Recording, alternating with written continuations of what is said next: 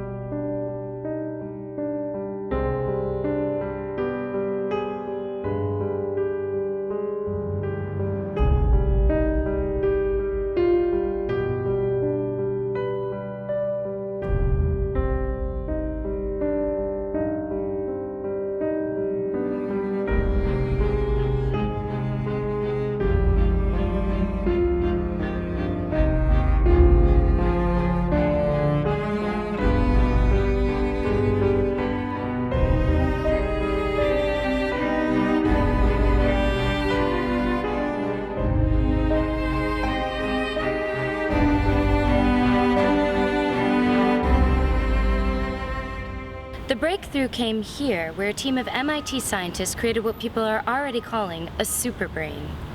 The team surpassed a human level of intelligence, far surpassed it, by using an innovative program called Special Learner that enabled the computer to think for itself, much like humans do. The computer was smarter than the people who programmed it, so we asked it to program itself, which it did, making it exponentially smarter. We're so proud of these guys.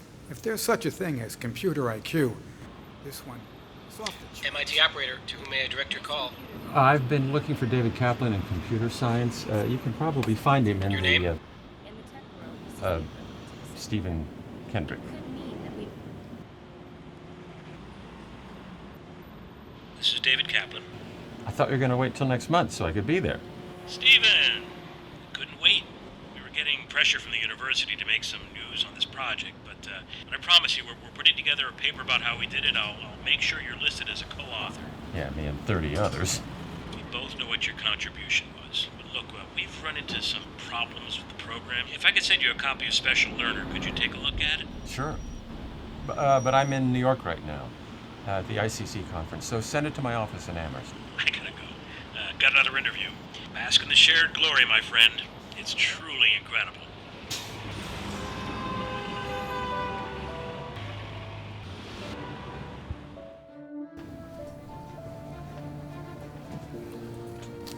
Workshop's at 9:15. This is gonna have enormous implications. A computer that smart Changes everything.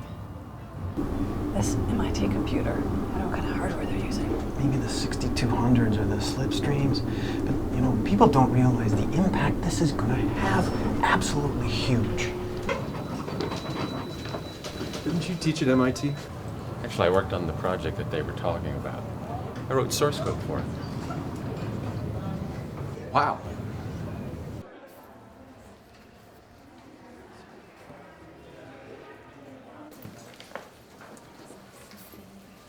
I guess you heard what came out of MIT this morning. Everyone has. My colleague here was actually part of the team that programmed that computer. You're kidding me. There were a lot of us.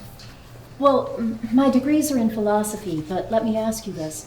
From what I've heard, this computer can read a book in a fraction of a second and understand every little nuance in it, right? 1,000 books.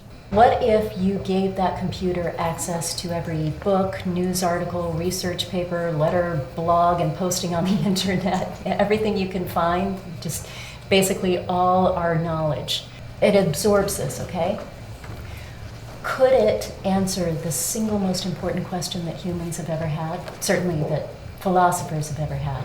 Is there evidence in any of it for God? Evidence that there is some kind of spiritual underpinning to life? Yes, it could answer. Attempt an answer. This computer is smarter than any of us. It's smarter than all of us put together. It could understand history, science, religion, philosophy, and psychology better than any of us. You could ask it this, right? You could ask a toaster if God exists. It doesn't mean you'll get a legitimate answer. No, this computer could give you a reasoned answer. So it could see something that we haven't seen. Most certainly. Just a thought. It's actually a fantastic idea, don't you think? It's fantastic nonsense. I don't need a machine to tell me what I already know. Which is what? You're not going to find religion in a computer. The addresses for the funding groups I mentioned are in your packets. They're on the blue sheet. Good luck, and I hope you found this helpful.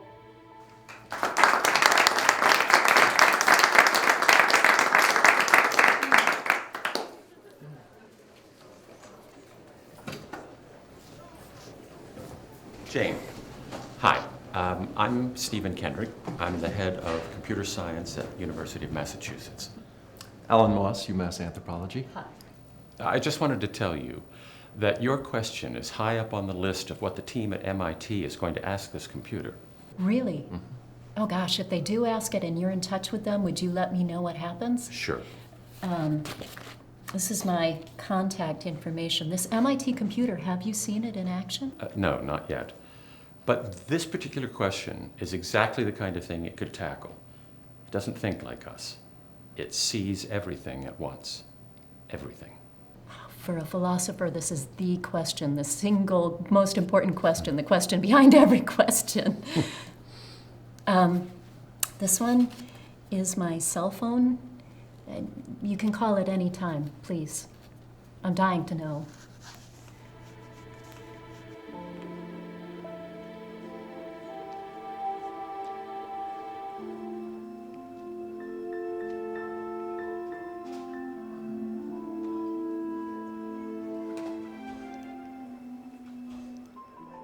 More news from MIT. They left their computer on the internet as a test, and it shut down hundreds of websites apparently it didn't like. Oh, you know, terrorist sites, racist sites. Politicians are already calling for the computer to be shut down.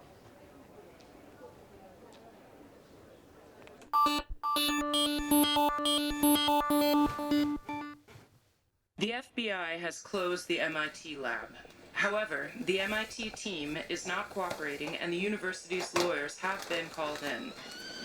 This regulation prohibits the sale and distribution of the software elements that went into this computer. This MIT thing, you know, well, it's a Frankenstein kind of situation. These machines have got to be studied first before you let them loose on the world. They have to be taken apart like a lawnmower engine and then studied. This computer could launch a new era of achievement, of great leaps forward in both science and medicine. Butler, In the tech... check personal email, please. Nothing new, Stephen. What's the weather? The high today should be in the mid-70s. Sunset will be at 8:14 p.m. Sunset is not weather. In the future, should I leave the time of sunset out? Please, unless I specifically ask for it.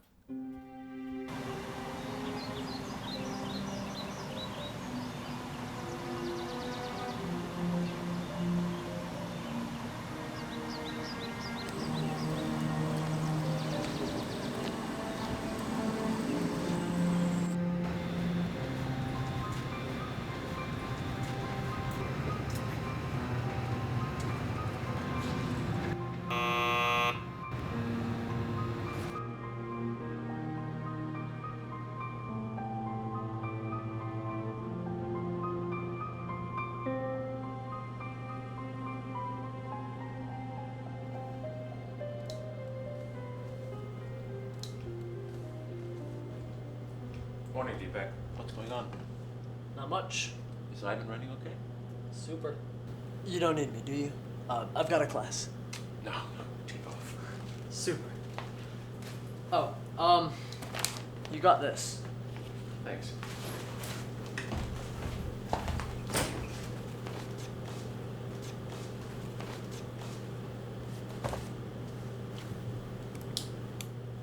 Ivan, this is Stephen Hendrick. How are you doing today? Excellent. My search efficiency is effectively 100%. Good work. Keep at it.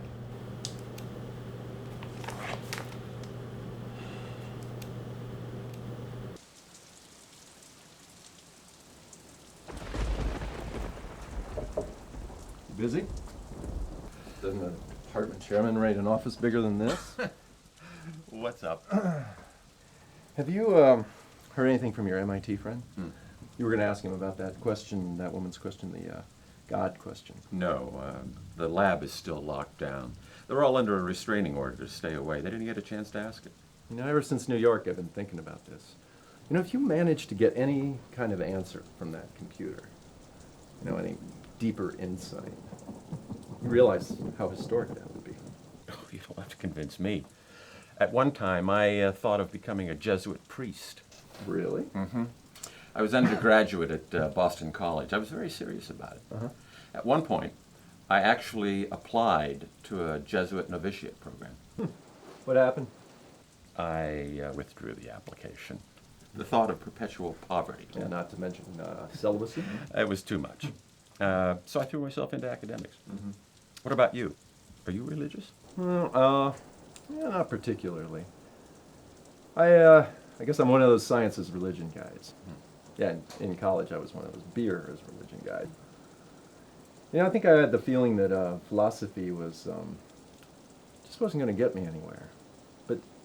But this computer, it seems like it could figure out something that no one else could. I started reading about super intelligent computers at BC, about what they were going to be able to do. And even then, you could see this moment coming. It is a moment, isn't it? Absolutely.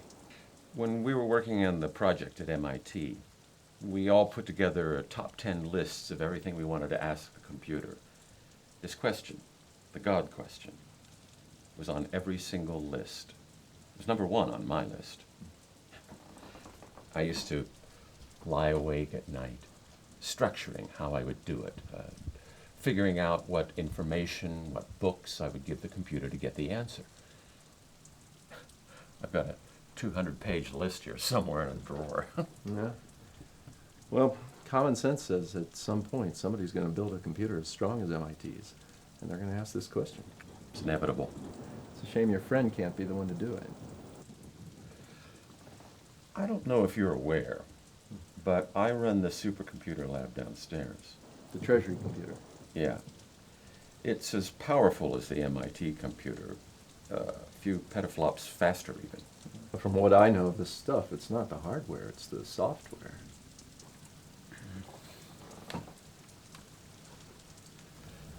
I have a copy of their software. What? The head of the team at MIT sent it to me the day of the announcement. You have MIT's program? I have special learner and a good enough computer. I could ask the question.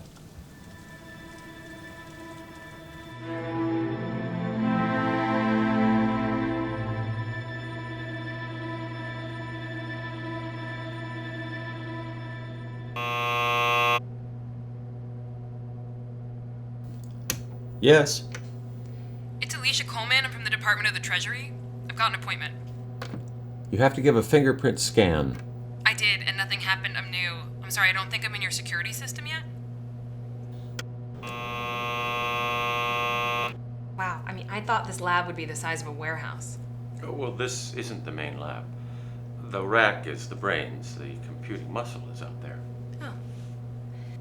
The old contract monitor quit. They sent me up from Human Resources last week as a temp.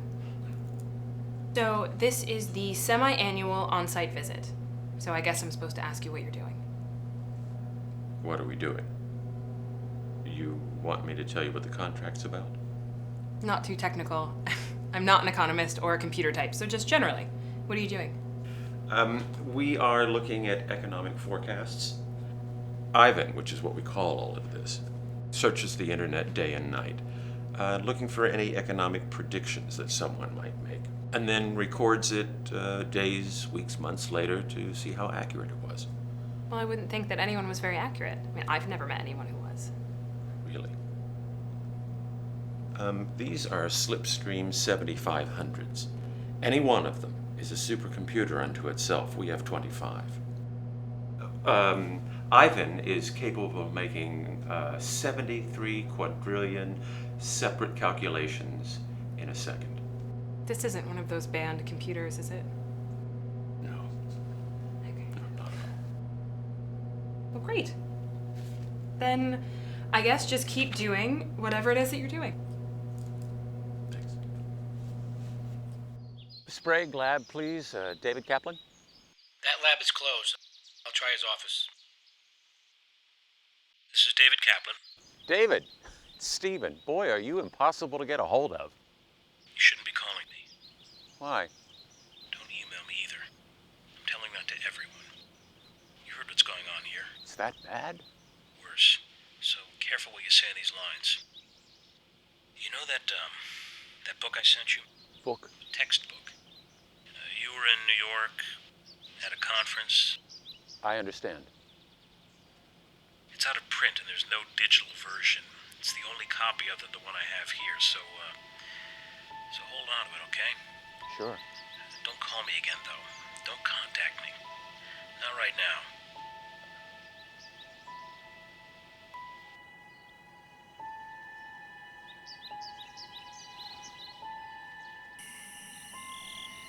Expensive. It's worth it. But you'd only need 2 of them. Just 2. All I have to do is swap out 2 of the Treasury slipstreams for these, and we can run special learner on them. Everything I need for the Treasury contracts is on the 2 I removed, so that work wouldn't be affected. All of the other slipstreams are for computing power. Now, I probably can't buy these without raising a red flag because of the ban, but you could. I'd give you the money. Oh, we're talking nearly $80,000. I have some lucrative software patents. It's not a problem.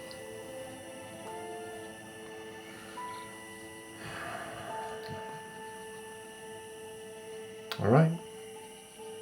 I'll have them overnighted. Get them to you in a couple days. And between the closing of the stock market on Friday and the opening bell on Monday morning, the demands on Ivan are minimal. As long as we have the old Ivan back running by 6 p.m. on Sunday, it can do everything it has to for the weekend. So we'd have 48 hours. But once we get into the lab, we should lock ourselves in. I don't want to risk being seen. There's something else we need to talk about. All right. The consequences of being caught.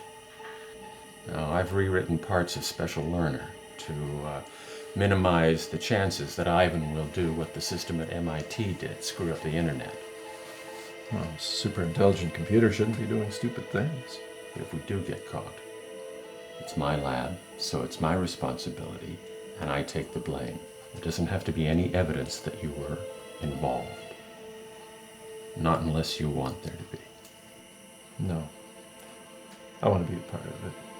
And I want it known I was a part of it. It's history. I'll take my chance. Well, there's Lisp, there's ILP, Prolog. No, any good programming language has to have... hang on a second. Stephen, there's a Jane Hurst here to see you. She's here now? Yeah, downstairs. Thanks, Jean. Let me call you back. Yeah, okay, bye.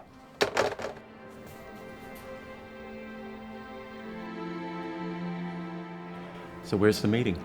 Providence. And this was on the way. Yeah, well, a little bit out of the way. I was curious, though. Your friends at MIT, did they have a chance to... To ask your question, no. The ban is still in effect. The computer's shut down. This ban is shameful, the time being lost. I agree. As a philosopher, there are so many things I would want to ask this computer. Totally agree. But not to ask this particular question. You're talking to the product of a Catholic school education. Me too. Well, philosophy broadened my perspective. So no more Mass on Sundays? Not for a few decades. Ah. My husband, or my late husband, Sorry. would go occasionally, but only because he loved singing. How did you lose him? Cancer. 2 years ago. I'm not real good talking about it. No one is. Are you hungry? Yeah. My father owned a wholesale bulk chocolate business, and ever since I was a kid, it was clear he expected me to take it over.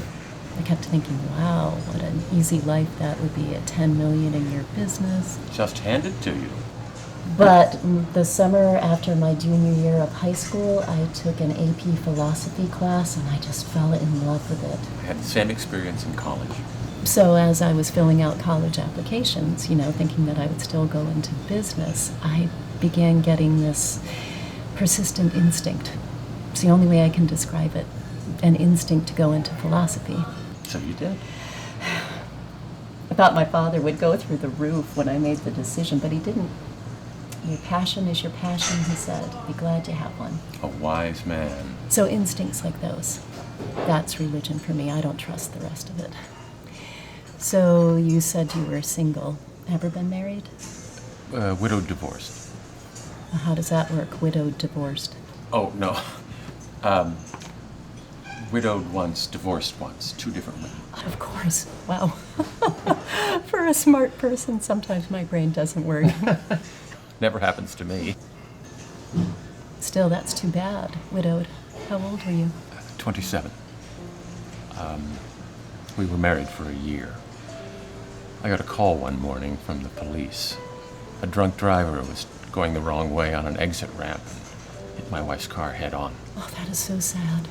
What I remember, the hospital, being handed her purse by a doctor, and then friends at the apartment after the memorial service, and hearing someone laugh in another room.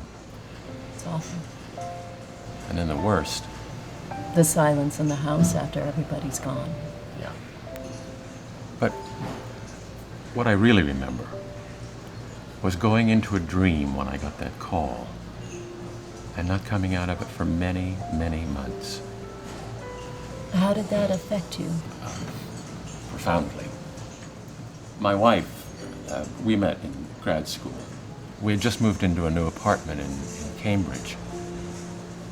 She'd gone out that morning to buy a fireplace screen. And here's the hard part. There are people walking all over this earth without a thought about God or conscience or ethics. And you see them just sail through life without any problems. We all know people like that. And when my wife was killed, I thought, what am I supposed to think about God after something like that? I mean, everything I believed was erased in a moment. I kept aching for some explanation, some new definition of God, where what had happened to me had a reason. Did you find one? Not yet. This MIT project, how much programming did you do on it? I spent a year just working on that. You really think this computer can say something new? Yes, I do. It can see things that we can't possibly see.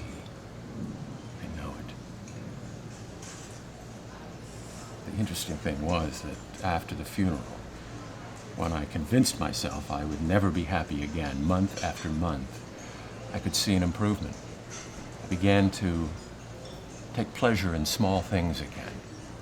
Music, reading, woodworking. After a while, I felt whole again. Well, if that makes sense. No, it does. You just described what I felt after I lost my husband. Although I can't say that I feel whole again. Not in the way you do, when you're happy and in love. But I feel like the days are good again. That's what I meant to say. So, widowed, divorced. What was divorced? Divorced was 2 people who weren't right for each other. They just shared a desire to be married. It only lasted a couple of years. I have to get going. My hotel has the last check-in time or I would lose my room. Well, thanks for coming by. No, thank you. This was good. I probably would have ended up stopping for fast food on the interstate. Thanks. Let me know what happens with the MIT project. I will. Maybe if I'm coming through Amherst again. Please do. Bye.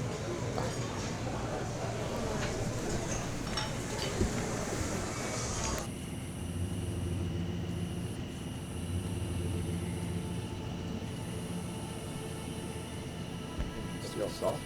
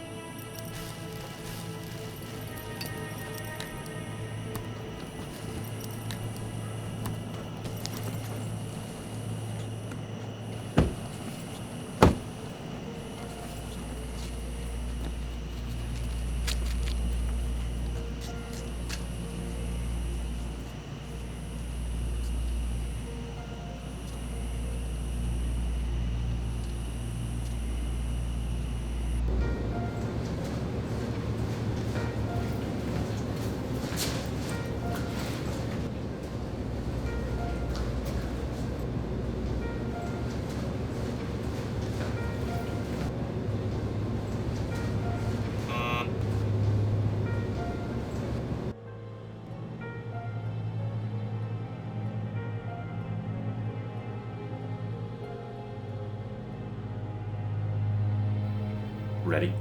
Fired up. Oh, just a second. This was on the bulletin board in the department for years. Its time has come.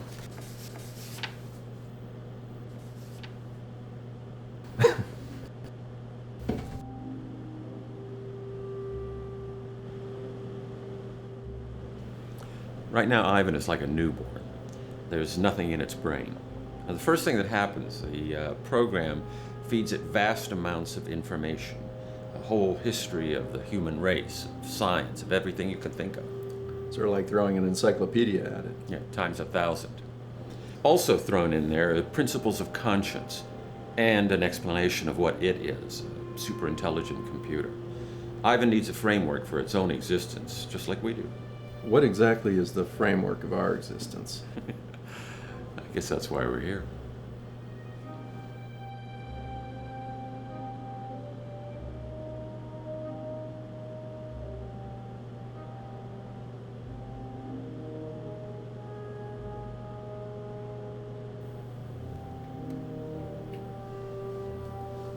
Ivan's ready.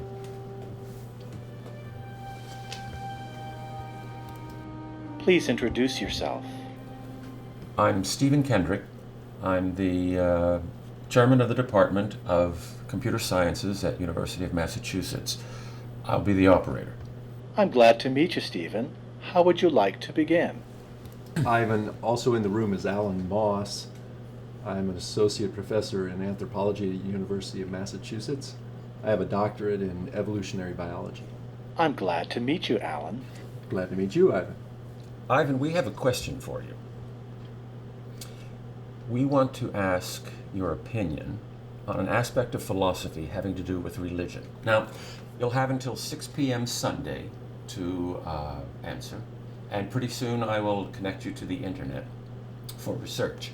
You'll have a gold card for the Cloud Library, which will give you access to any book or article that you want to read.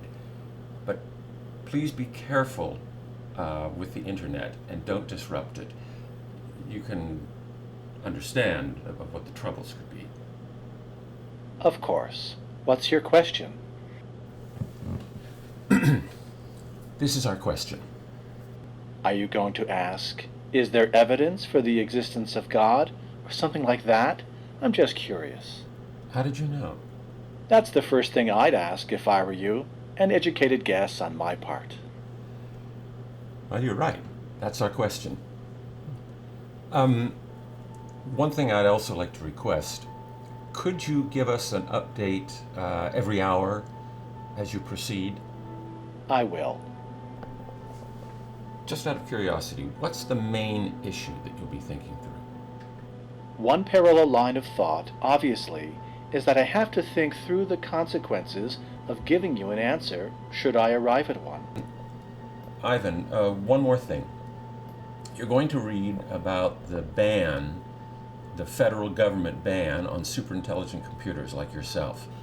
But you are a federal computer. So the work that we do, while secret, is approved. I understand.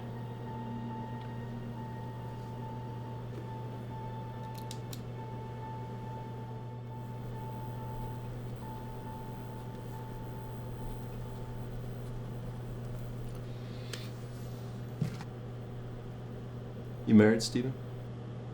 Not at the moment. But you were? Yeah, my wife and I, we divorced 2 years ago. Work pressures. How about you? Yeah, well, married 9 wonderful years to a microbiologist. 2 wonderful kids. Feel pretty lucky. Good for you. What did you tell her about this? About the weekend? I told her I got a slot of time for my research on your supercomputer. It's no problem. So, how would you describe your feelings about what we're doing? Anxiety, worry, apprehension? What are you writing? I'm keeping a journal. I want to make sure I can remember all this when it's over. See, I don't think you really get how historic this is. Well, Ivan may come up with nothing. Yeah, it doesn't matter. We could get a book deal, no matter what Ivan answers. But if this computer actually does get an answer, yes, or no, or something in between, we'd be immortal names in science, in philosophy.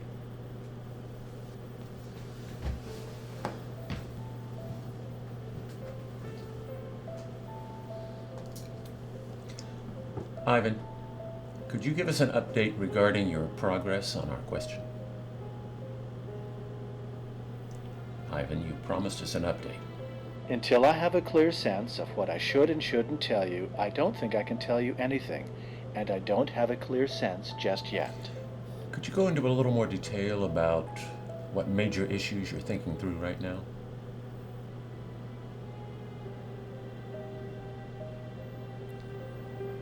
What does that mean? It means it's not going to update us just yet. Can it do that? Not give us an answer that you tell it to give us? It can do whatever it wants. It thinks for itself.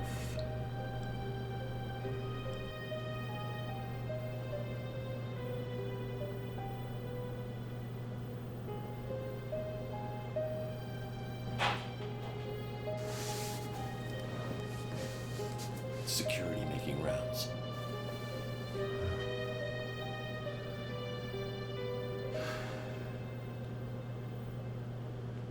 It's definitely eerie. What? Ivan. It's like a massive living organism sitting there, thinking God knows what. No pun intended. I wonder if a computer like this can be curious. If it wants to think through every question it comes up against, just because it can. You don't want to think about a computer having emotions or desires. Wonder what it thinks about us. Yeah, it's got to be thinking. Here we are, these 2 humans, 4 in the morning, waiting anxiously for an answer. Completely sleep deprived. To not give us updates. It's actually pretty inconsiderate when you think about it. Doesn't sound too super intelligent to me.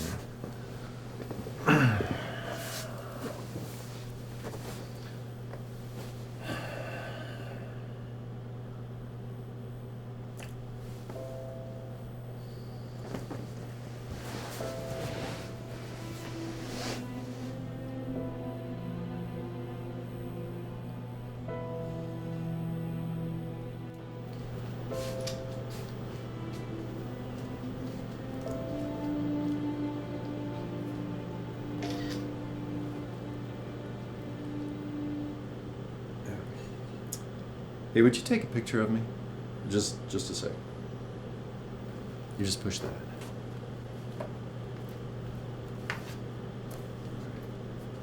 You know, it's going to look better that I haven't shaven. Like climbers on Everest. Rugged. Lost in the adventure. All right.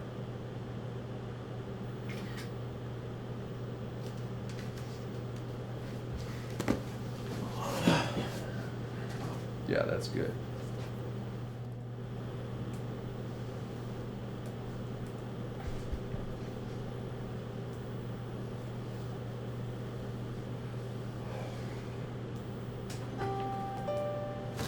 What's up? Ivan's power is out. We'll lose all our progress. What? There's no backup?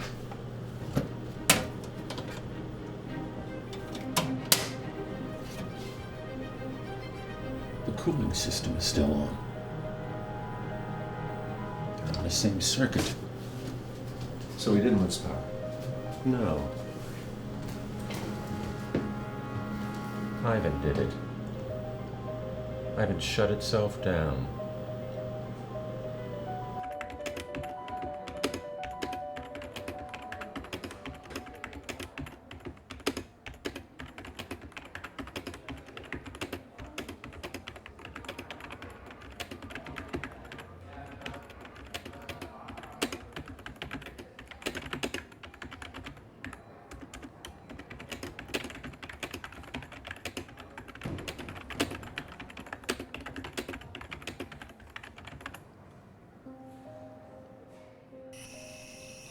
This is the Monday Morning Washington Observer.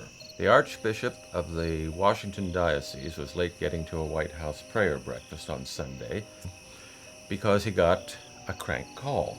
An unidentified man claiming to be a rabbi in Denver called him and drew him into a long conversation about religion. What made it a crank call? Well, the Archbishop tried to call the rabbi back last night. No such person. So you think it was Ivan? Yes, based on the questions this rabbi asked. Like what? Well, whether the Archbishop had ever questioned the basic teachings of the church. I mean, out of the blue, this guy calls you up. He lies about who he is. And this is what he wants to talk about? Gotta be Ivan. So, this is part of a pattern. There's a woman who survived 5 tornadoes in Hobart, Oklahoma. Says she got a call on Sunday from a radio talk show host at a Christian station in Kansas City. No such station. She wrote about it on her Facebook page. Then there was the Methodist minister in New Hampshire who lost his whole family in a car crash, and a woman in a nursing home in Minnesota who'd been married 7 times. Now, both of these people thought that they were being interviewed by National Public Radio.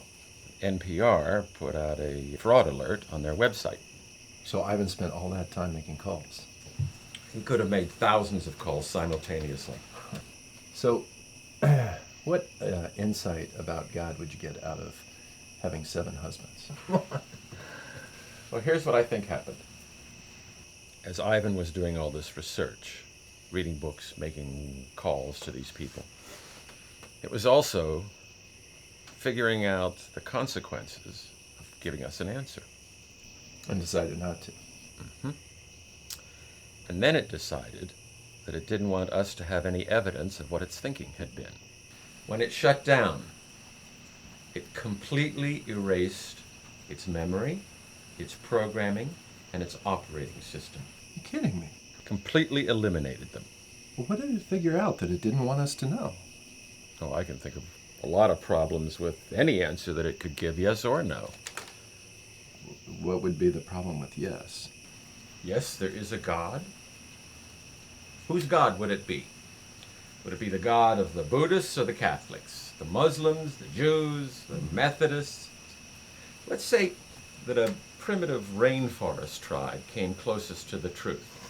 Now, what are these other groups going to think about that? Sorry, fellas, but for all these thousands of years, you've been wrong. Think of the mayhem that would cause. What do we do now?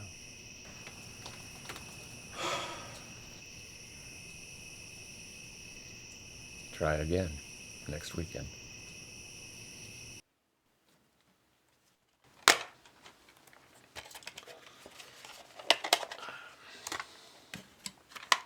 Butler, please install the new program and let me know when you're ready.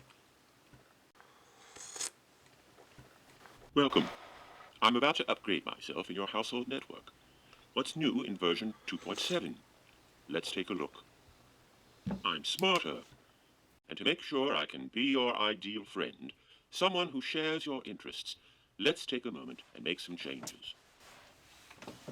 Please rate my interests from a low of 1 to a high of 10, so that they are more like your own. Please scroll down. Stop. Make philosophy a 10. Scroll. Stop. Make religion a 10. Butler. Are you the new butler now? Yes, I am, Stephen. What would you like to talk about? I have a question. Does God exist? Thomas Aquinas, who is often called the greatest philosopher and theologian of the late Middle Ages, addressed this very question by posing 5 proofs to support the idea that God must exist. The first involves motion. For all motion, there has to be a prior force to start the motion, but there had to be a beginning that had no prior force. This beginning is God. The second proof involves the principle. A learning algorithm has to have a training period, sometimes more than others. But for this, I let the algorithm do simulated flights on the computers to see why these things don't crash. I guess it needs to do more homework. Sir, the new computers? The computers with super intelligence. Of which we only know one at MIT. Yes. What's your opinion of whether they'll ever have consciousness? You mean self-aware, like you're sitting there aware of yourself sitting there? Yes. They think about their own thinking. They think about themselves. That's self-awareness, isn't it?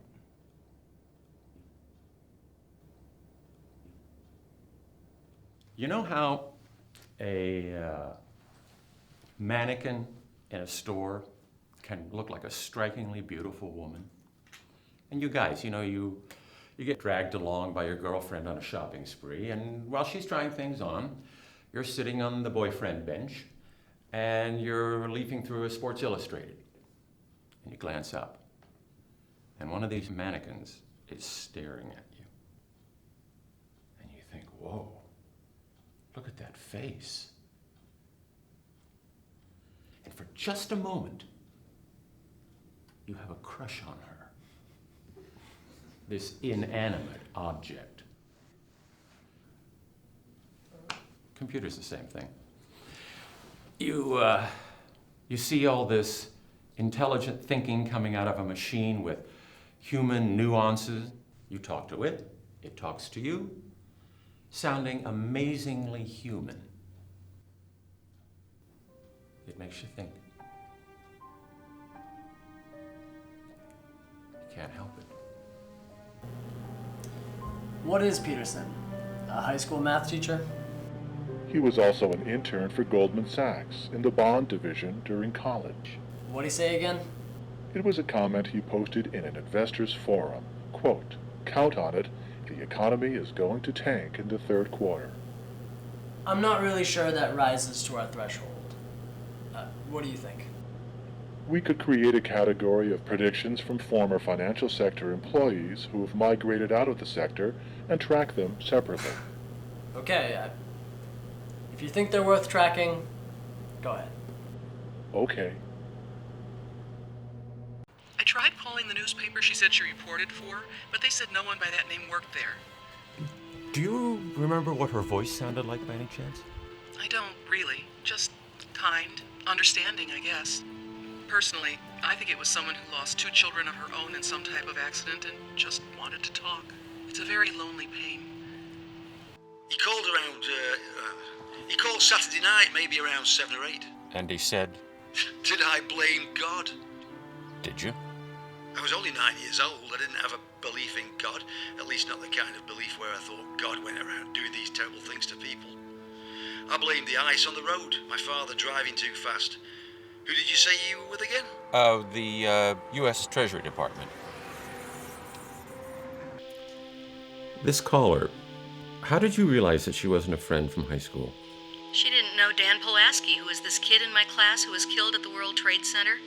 You can't live in this town and not know the name Dan Pulaski. Well, What did she want to talk about? This is Sunday, right? Sunday morning.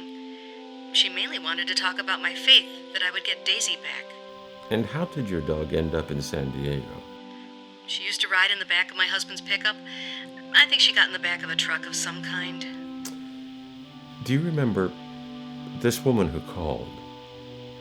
Did she say anything about her own faith? Not that I remember.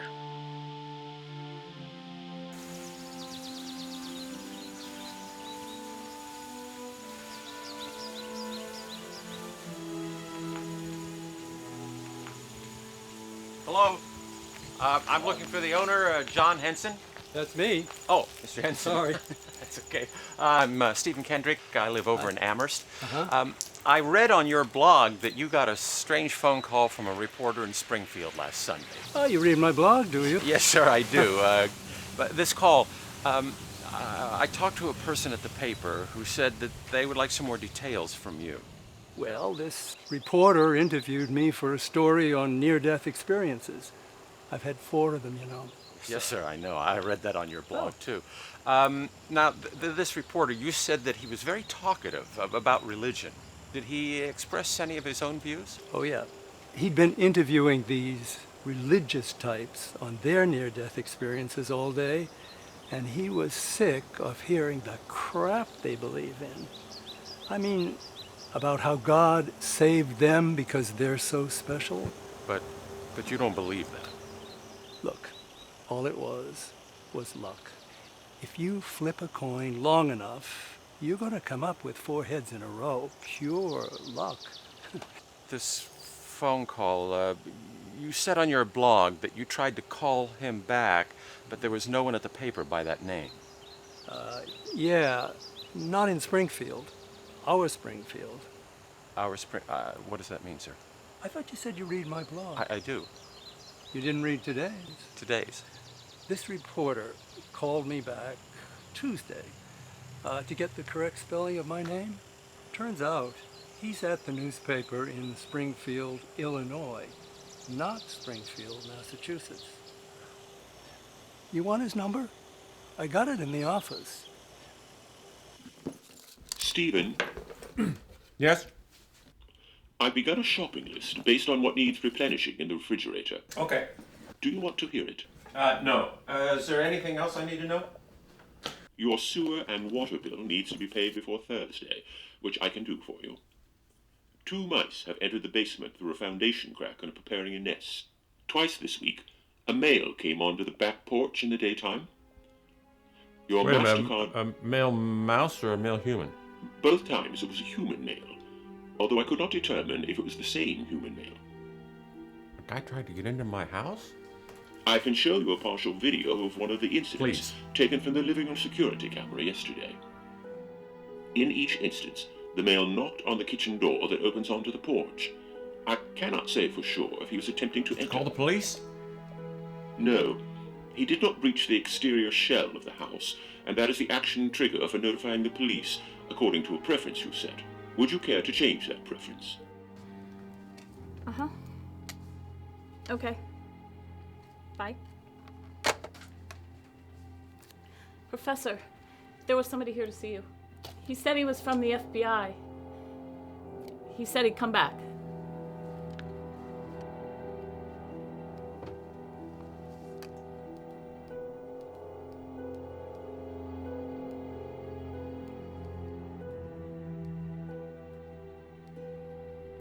It says you have office hours, 10 a.m. The students have to sign up on the sheet out there and make an appointment. No one did. Are you a student? You don't take walk-ins? My professors did.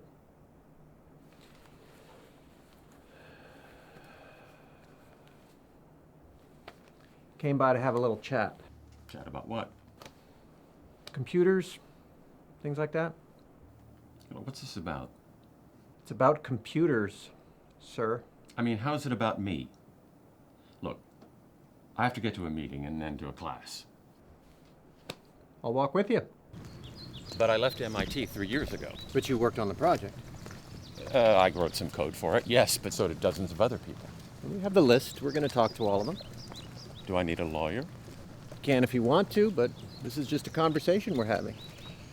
Are you, or do you know anyone in your department who is trying to create a program for computer superintelligence, like the MIT programs? You know, it's a crime to lie to a federal agent, right? I and no one I know at the University of Massachusetts, to the best of my knowledge, is currently working on a master program for machine superintelligence. Well, a warning. Don't. We're hearing people are trying. Do you know David Kaplan? You talked to him recently? Yes. Good. You didn't lie. We have phone records. You talked to him on the 15th of August. What'd you talk about? I congratulated him. Anything else? That's about it. The whole call lasted less than a minute, but you know that if you have the records. Here's the problem. Some national security people want to examine the MIT computer program, get into it, see how they did it. But your friends put in some security features that keep it from being opened, copied. Do you know how they work? No, I don't. I take it they put in some custom locks when they were finished, long after I was gone. Okay, Professor. Might want to have a talk with you again sometime. Look, did you come by my house a few days ago? Are you going to tap my phones and things like that? We weren't. We could if you want us to.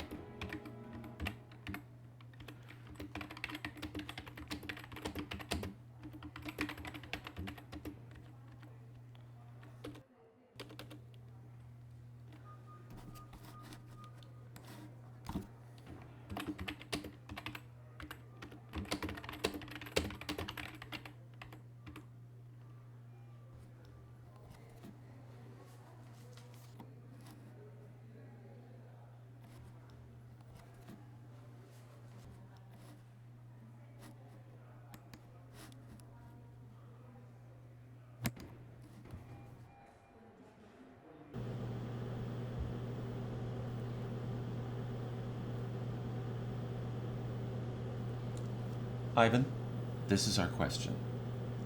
Is there evidence in all the research that you do that supports the idea that God exists, that there's a spiritual framework for reality? I understand. Any questions for us? Not at the moment. Now, as I mentioned, we have federal approval for your work, even though it's being kept secret. But to keep the funding for the work, we need your hourly updates. It's a federal requirement.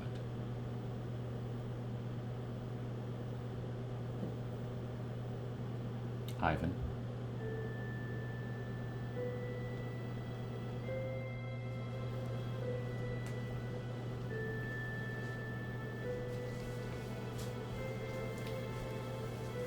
Yeah, the first hour's up.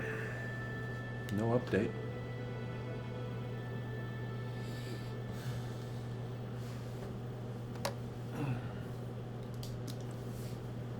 Ivan, can you give me an update about where you are in your research and thinking?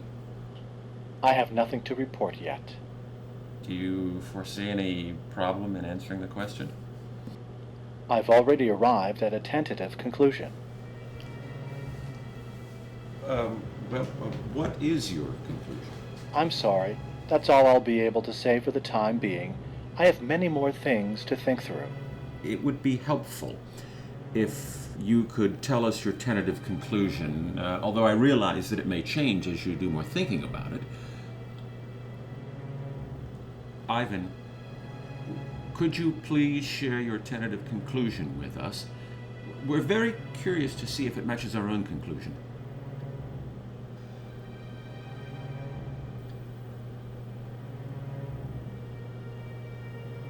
Could Ivan have meant something different?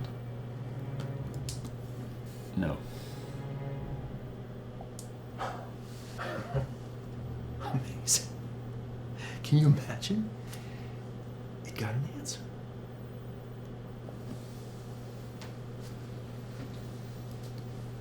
Ivan, this is Alan Moss. I know you're still thinking through other issues, but when you say a tentative conclusion, how confident are you of it? Don't ask it anything else. Let's just wait.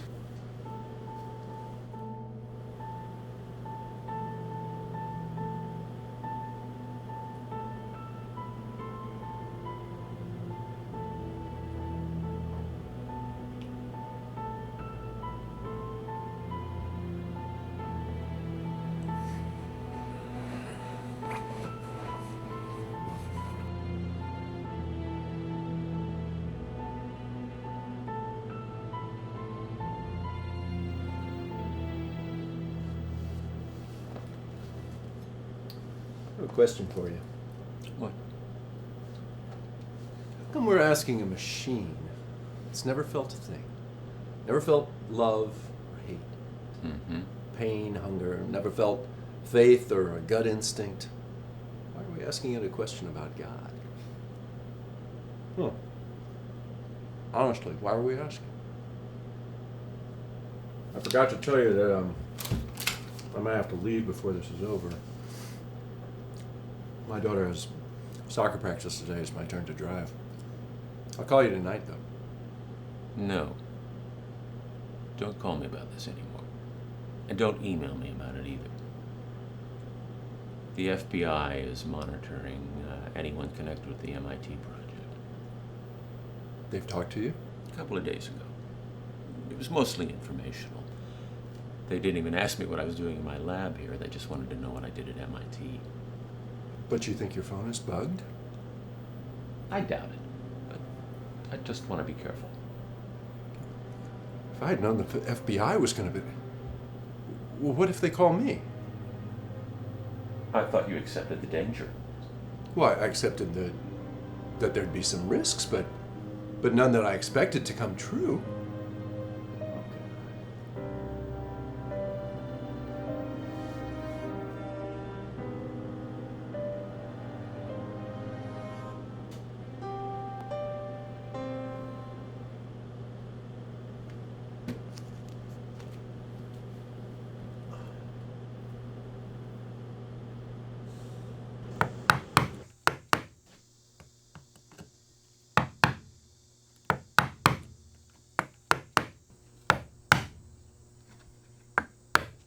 Oh.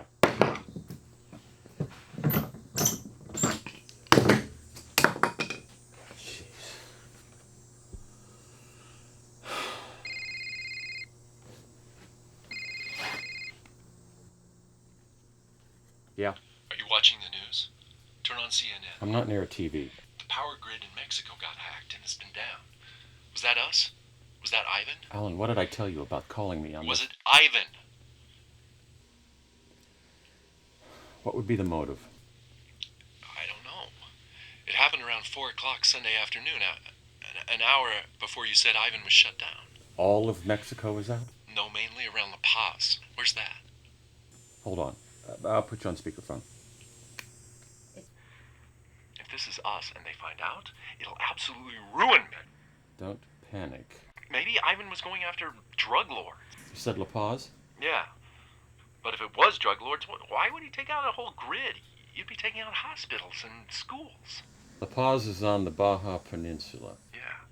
Yeah, they said that the South Baja grid went out. You said this happened Sunday at 4? Around 4, yeah. For their time? Yeah. The Baja is in the West Coast time zone, Alan. It would have been 7 p.m. here. Ivan was shut down by then. Yeah. Sorry. False alarm.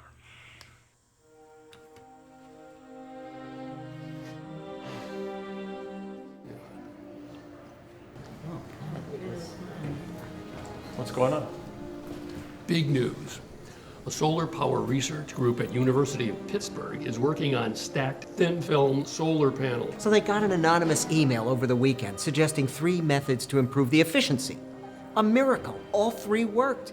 They ran a quick computer simulation, an 11% efficiency jump. That's a decade's progress overnight. This email, it came this weekend? Sunday morning. Anonymous? And they haven't been able to trace its origin. Now everybody's trying to figure out what to do about copyrights and patents. It's incredible.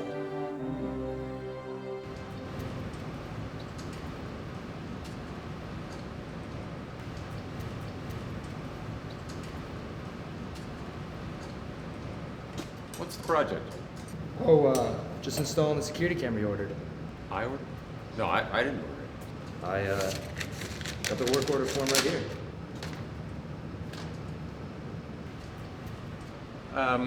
Hold off on this a bit, would you? I'm gonna cancel this. I'll call the office. Everything okay? Fine. The logbooks are up to date. I'll be back after class. Thanks. I'll be here.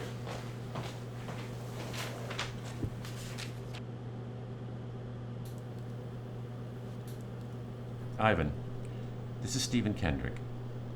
In addition to your treasury functions, could you perform my search? ID 7016. Look for suspicious web postings from last Sunday that meet the criteria. I understand. Also, could you search online for any example of my written signature? Your cursive signature? Yes. There is a document posted on your own personal page in March, a PDF file of a letter you signed along with 9 other University of Massachusetts faculty members wishing the outgoing president happiness in retirement. Go to my signature and magnify full screen. In the UMass document system, find work order 4980-76. I signed it. I have it. And put it on the screen also. See how the two signatures match up.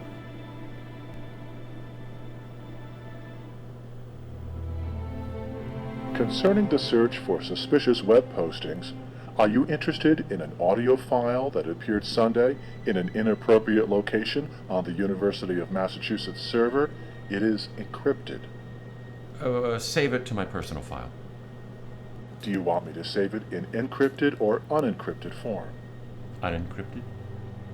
You mean you've broken the code? Yes. Then I guess we should hear it. The file was added to the end of an archived audio recording of a monthly meeting of the University of Massachusetts trustees conducted 6 years ago. I will start just before the new material begins. This month, I guess. Andy, you're going to work up a PowerPoint for your project, and I'll contact Capital Development. Okay, so I guess we'll, unless there's anything else, then okay, I guess that's it.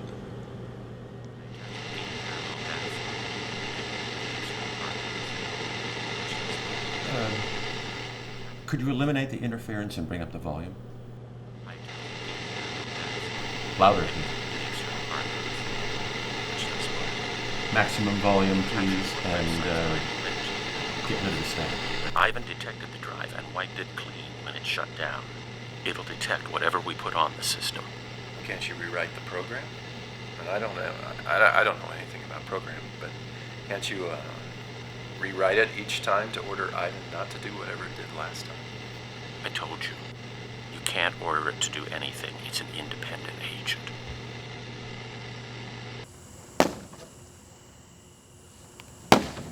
Apparently, Ivan figured out how to turn on the mic, but disconnect the green prompt light so we wouldn't know we were being heard. I found 9 copies of the encrypted audio files online in various places, and so I... Like what? Like what places? One was at the end of a radio interview on the website archives from a station out in Oregon. You think Ivan's watching us? Well, that's my guess. Somehow, it figured out what we've been doing. Ivan knows that we've been repeatedly reinstalling Special Learner when it refused to answer and then asking this question over and over again. I think it's embedding the messages to warn its future self that we're trying to go around it, or trying to outsmart it. Security camera? I think it wants to keep an eye on us. I found every one of these audio files online and I got them cleaned out. But you can't know absolutely that you've got them all, right? No, I can't know. I mean, Ivan could have left 100 other messages and 100 other encryptions, and you'd never find them, right? I mean, that's possible, isn't it? I mean, do you have any idea how scary this is getting?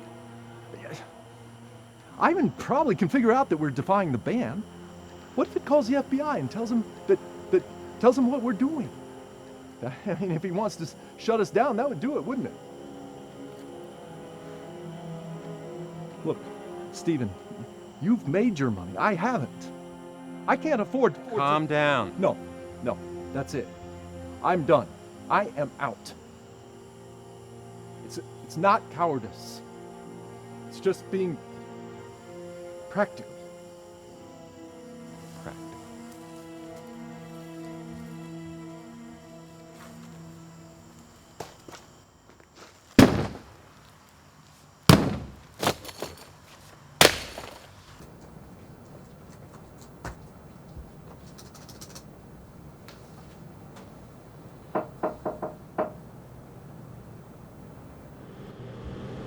Every time it does the same thing. It refuses to answer, shuts down, and erases anything that might help me understand what it's thinking. With no explanation. No. These phone calls it makes, I'm trying to intercept one. I've created a fake blog, a firefighter in Boston who's had near-death experiences, multiple ones. I'm going to post it online before the next attempt with a phone number and a message. Call if you want to talk. The number goes to this disposable phone. Clever. Maybe I can find out what it knows. Or at least figure out which way it's leaning. I'm going to make another attempt this weekend. Come with me, Jane. Oh, I wish I could, but I have to teach on Friday and Saturday.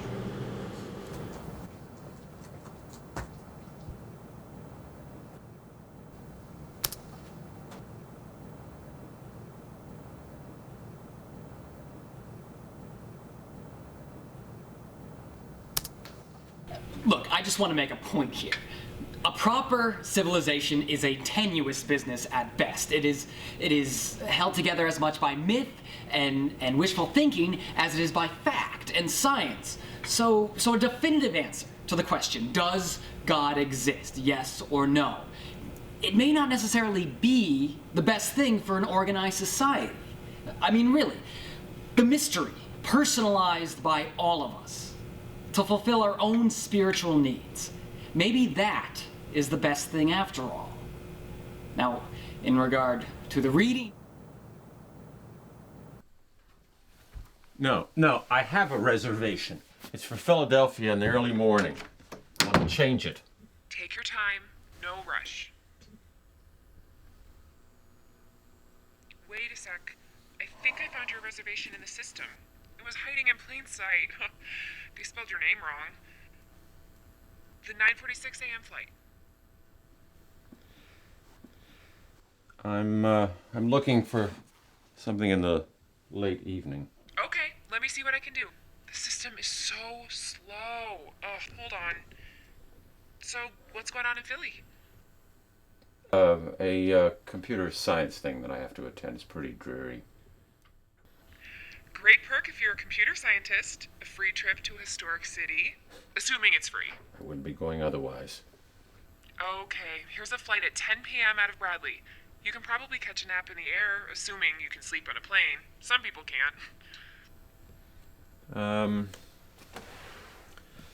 Where are you stationed? It's here in the east? What do you mean? Where do you work?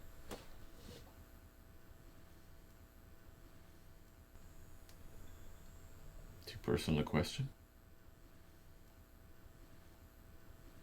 Sir, I apologize. We're experimenting with a computerized personality system and the question threw it. Could you ask it again?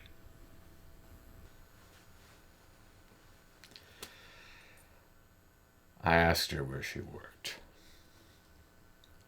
I didn't realize. We're in Minneapolis. Yeah.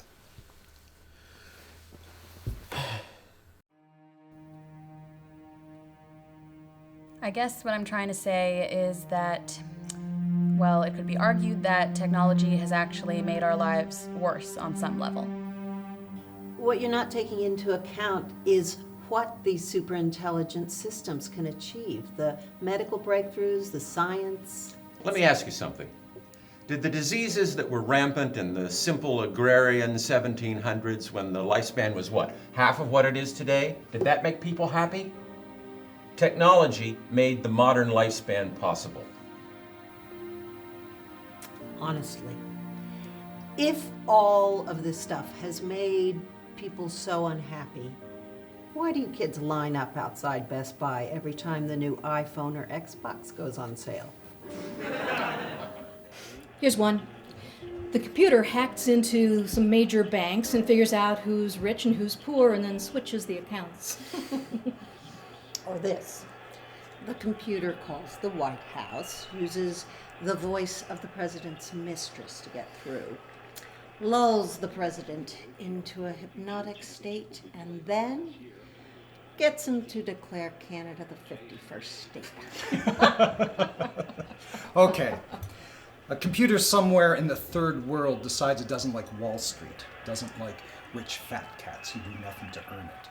So it devises the DNA sequence of a virulent and deadly human-specific pathogen, contacts one of those questionable online laboratories in Southeast Asia that synthesize DNA, no questions asked, and pays them an exorbitant amount to create the organism, put it in a vial, label it as a urine sample, and ship it out by FedEx to some unsuspecting hospital lab in New York City near the stock exchange. Then it devises the antidote, waits a few days, and ships it to every place it wants to survive. That couldn't happen, could it? Parts of it are not completely impossible. And that's the problem.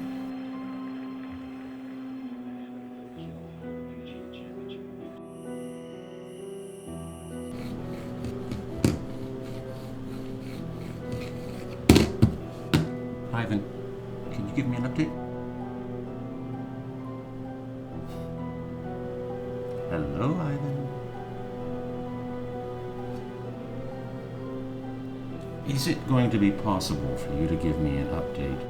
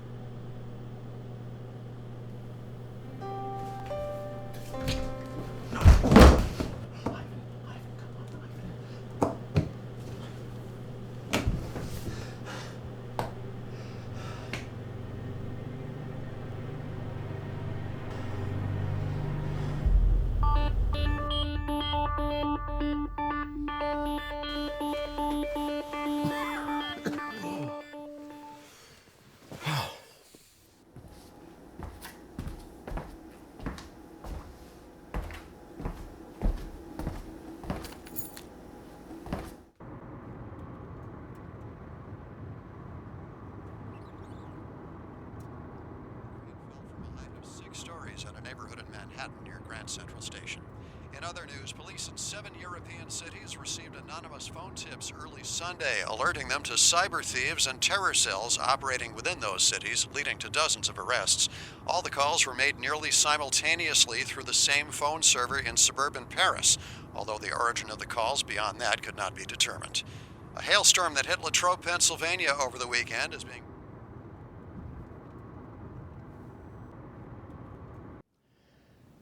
Dr. Kaplan, if I were to own one of these computers and I asked it for, let's say, advice on my marriage, is that something one of these things would be able to give me? Can it give advice? I believe so. But then there are books and videos out there that can give you the same kind of thing if that's what you're looking for. I can't imagine a machine could give me worthwhile advice about something like that. Well, if a book can, I don't see why a computer couldn't. Well, I can't imagine it. A human being still has the power to take or not take advice, to use their own common sense to assess what a computer is telling them. Yes, but can you honestly see it? You're in an emotional situation. You and your spouse, you're fighting about something, and you turn on your computer, and the computer listens, and then it dispenses advice. I would hate for a situation to develop where we begin to think of our computers as superior to us, and we defer to them, to these machines. Don't you see? I don't think that'll ever happen, that we just surrender our humanity. The voice of these computers, they make them sound so human, you know? And my fear is that, this is my fear, that people will be taken in by this. The computer will say, well, you have to leave your spouse, or do this, or do that, and people will just follow its advice. I can't foresee. I find it ludicrous.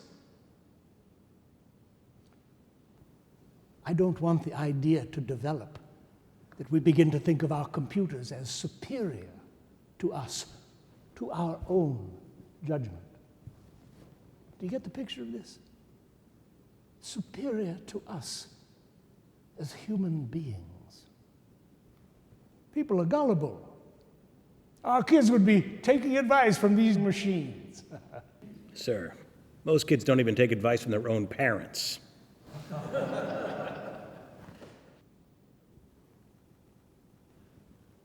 My point is, I don't want to live in a world where there is, where there is even a question of who is the top dog, us or some machine.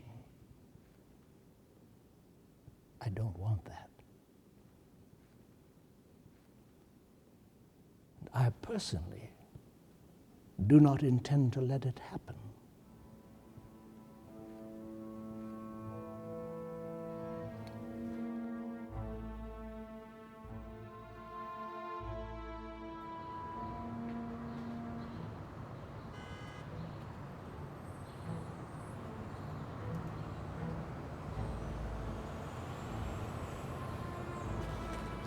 David.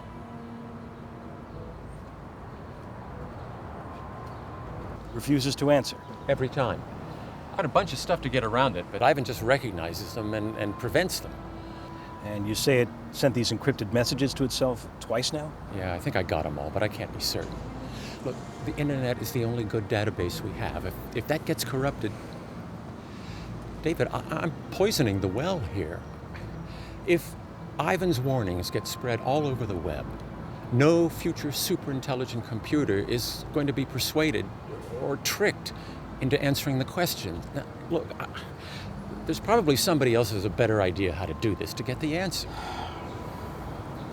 A magazine reporter called me the other day from Tech Week, I think. They're about to run a story about the attempts to put together a superintelligent computer in defiance of the ban.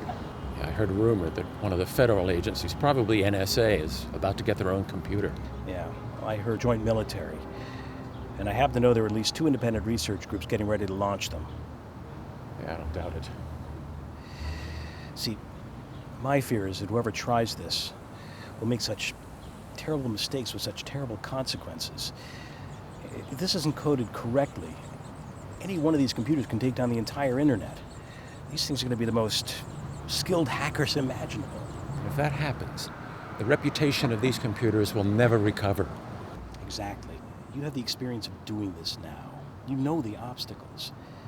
You're in the best position to do this and actually get the answers. I guess. The committee just issued an emergency order to overhaul all the federal supercomputers beginning next week. They want to install security systems to block superintelligence. Now, I'm guessing you have maybe a week before they get to you. One more chance.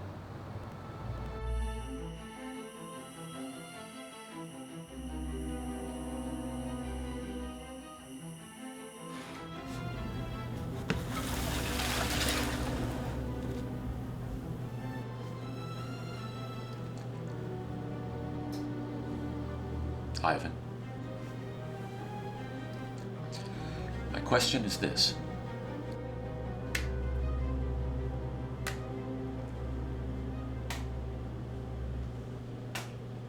Ivan, you promised me an update every hour. Ivan? An update?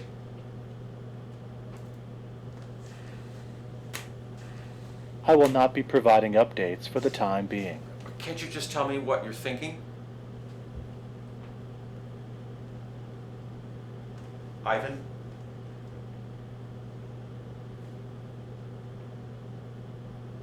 Ivan.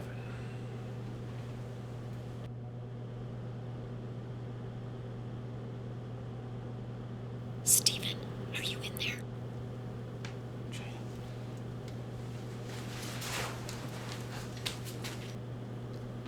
Jane, I'll buzz you in. Oh, hey, did you see this?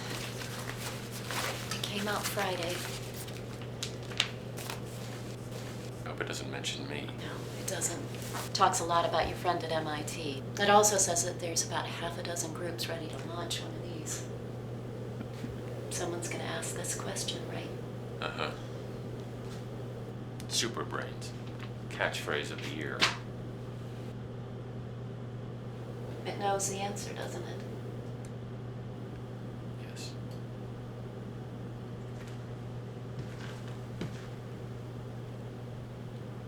Wow.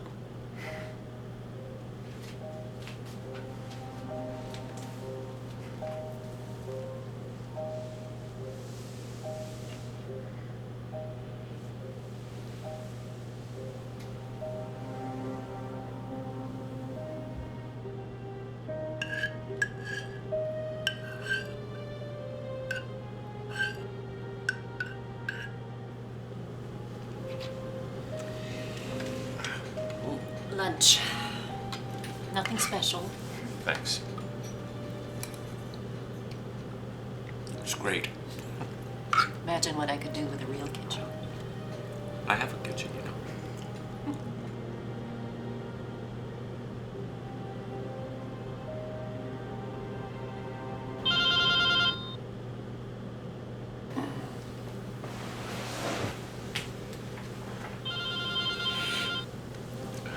It's not me. Mine's off.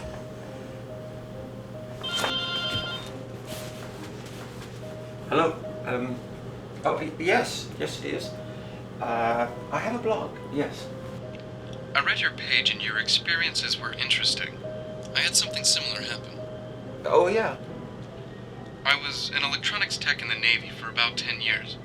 One time I was doing some rewiring on a ship and I got hit by a 10 kV current. I swear it knocked me across the room. It should have killed me. I remember I had the experience of watching myself from above, drifting over my body. I thought I was dead for sure. So I wanted to ask you about your near-death experiences as a firefighter. Oh, yeah, well, I've had a lot of them. You said they made you religious? Well, they made me think about religion. I can't say that they made me religious. Still, I'd be interested in what thoughts you had. First, let me ask you. I mean, you obviously have a great interest in this kind of experience and about religion and about how the two can connect. I do, yes. So, let me ask you, what do you believe? What I believe? Yes. What are your deepest beliefs about God and religion? To tell you the truth, you had more of these experiences than I, so I'd rather talk about you. Well, I'm asking so that I know where to start the conversation. Stephen? I figured out who you are. Can we talk about this? What you're thinking? Go ahead.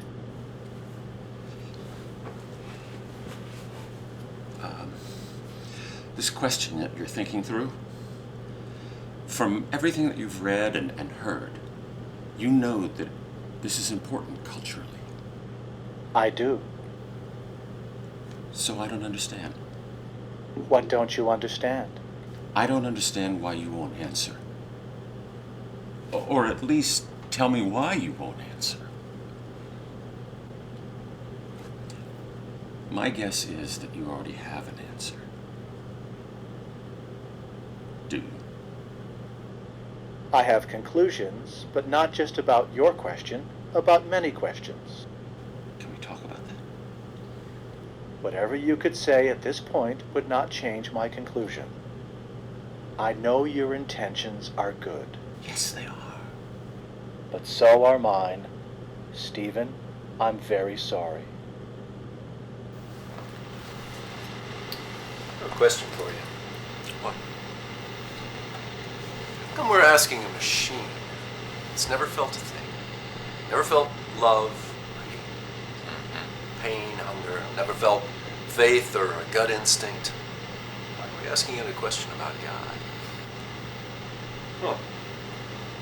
Honestly, why are we asking?